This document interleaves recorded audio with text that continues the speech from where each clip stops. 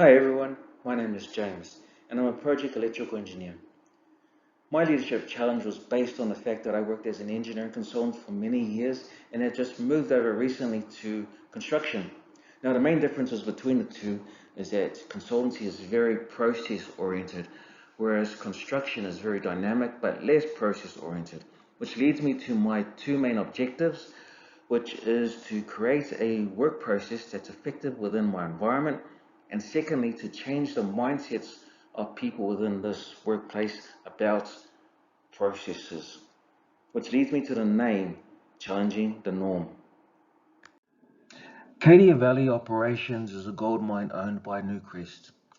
The project that I'm working on is called Cadia Expansion Project, and the objectives of this project is to increase its yearly production from 30 megatons per year to 35 megatons per year through the reduction of bottlenecks and also through the upgrade of its equipment. Upon arrival to site, the 4th of July shutdown was already confirmed. On my left is a photo of a transformer and also an electrical panel that are both being scheduled to be installed during this shutdown period. Apart from assisting in the engineering works, I purposely took a backward step in order to observe the existing work process. And here are some of my observations. Lack of planning, which led to a work pack being irrelevant to the work that needed to be done. There was incompletion of the work pack, which meant that there were drawings and information missing. And during the installation part, there was also a lack of engineering support, which leads me to the existing work process in itself. The existing work process is a very simplistic model. The model below typifies what was observed during the 4th of July shut. A simplistic model such as this normally leads to an incompleteness in its work due to its lack of thoroughness and accuracy. This led me to the leadership challenge in itself. And one of the first things I did in this leadership challenge was to identify the issues.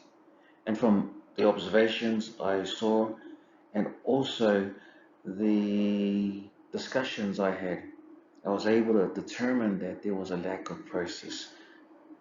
One of the next things I did was really ask myself a simple question. How can we add value as an engineer within this team? And this was the same question I also asked key team members within the team. And these were the HSE manager, the superintendent, and also supervisors.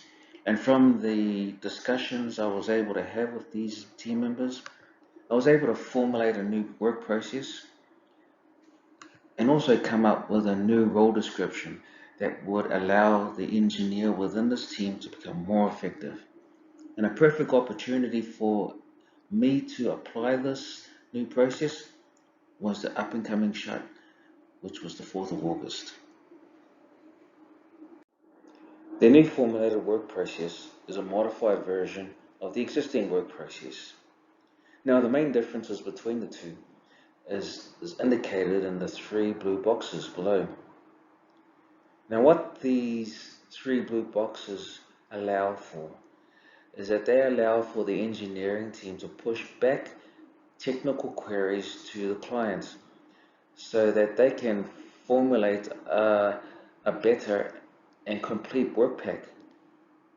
And the last box, which is the review, will allow them to give a more relevant work pack to the electrician who's wiring or installing this equipment.